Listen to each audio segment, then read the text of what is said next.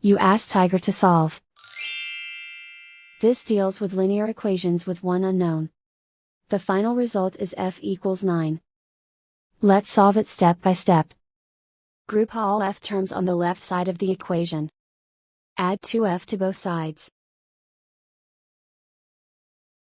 Simplify the arithmetic. Group like terms. Simplify the arithmetic. Isolate the f. Divide both sides by 5. Simplify the fraction. Find the greatest common factor of the numerator and denominator. Factor out and cancel the greatest common factor. And so the final result is f equals 9.